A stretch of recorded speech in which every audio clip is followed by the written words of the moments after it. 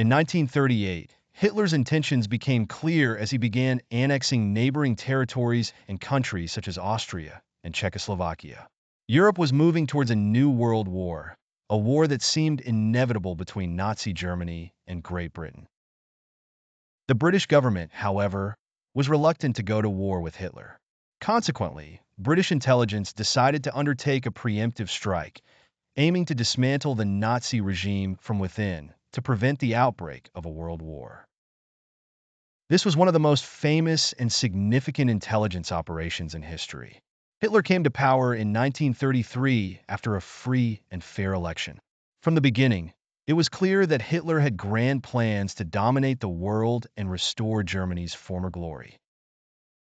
This became increasingly apparent in 1938. Why? Because Hitler had changed the top military leadership and took direct control of the German army. Britain tried to contain Hitler by offering him the formation of an international union led by Germany to manage African colonies. Despite this, Hitler rejected the British offer and invaded Austria in March 1938.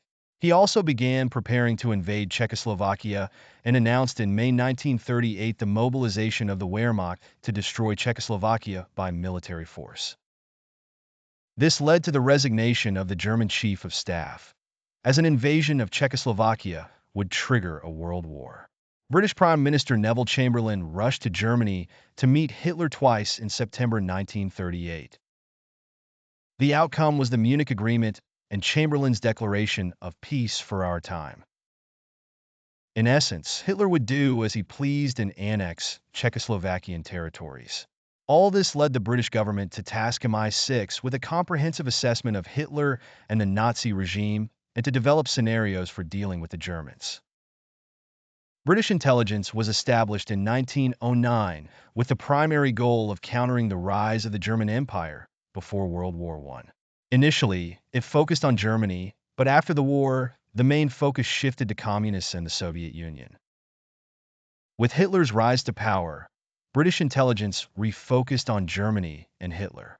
The head of British intelligence, Lord Hugh Sinclair, presented a report on Hitler, describing him as insane and not a proponent of peace. However, the British government under Chamberlain preferred peace with Hitler and believed that diplomatic solutions could still yield results. Simply put, no one wanted to repeat the tragedy of World War I. But British intelligence had a different view, that Hitler wanted to exploit British appeasement policies to annex new territories, making war inevitable. If the British government wanted to maintain peace and avoid a world war, the ideal middle ground was to support the German opposition and thus eliminate the Hitler regime from within. Indeed, the intelligence leaders, led by Lord Hugh Sinclair, met with a select group of agents, including Major Richard Stevens and Captain Simon Best. The plan was to collaborate with defectors from the Nazi regime, whether political opponents, dissidents, or military figures, and to assassinate Hitler if necessary.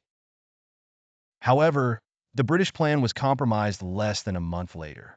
In January 1939, several British agents were arrested in Berlin.